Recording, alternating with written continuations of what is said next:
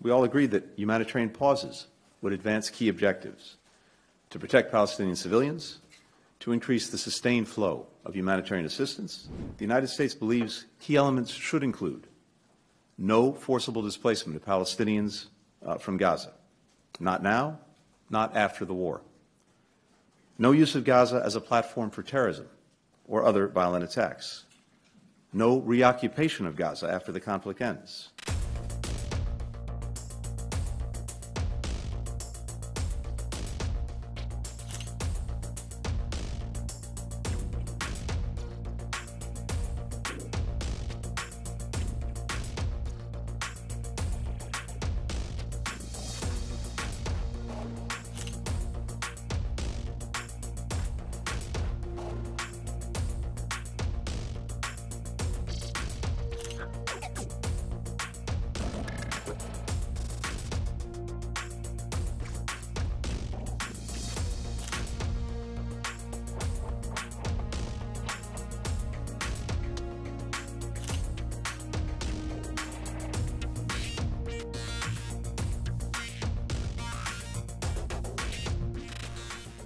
The G7 ministers reaffirmed our staunch support for Israel's right and obligation to defend itself and seek to ensure the attacks of October 7th can never happen again in accordance with international humanitarian law.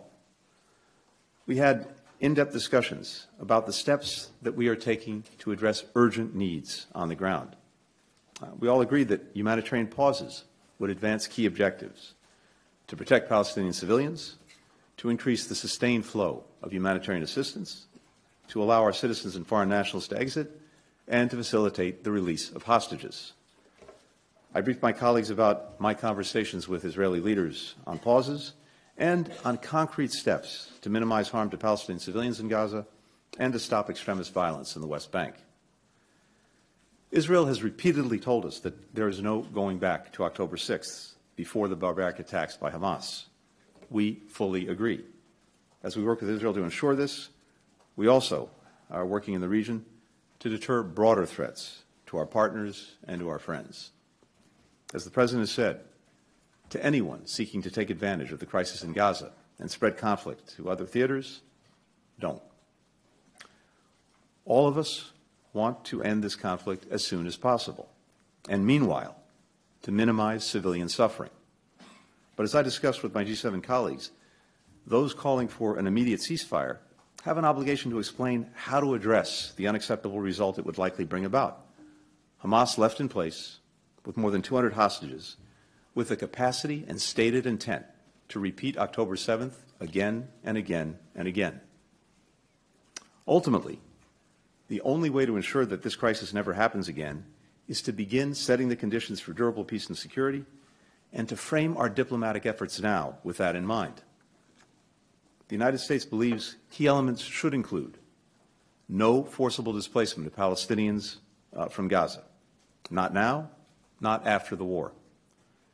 No use of Gaza as a platform for terrorism or other violent attacks. No reoccupation of Gaza after the conflict ends. No attempt to blockade or besiege Gaza. No reduction in the territory of Gaza. We must also ensure no terrorist threats can emanate from the West Bank. We must also work on the affirmative elements to get to a sustained peace.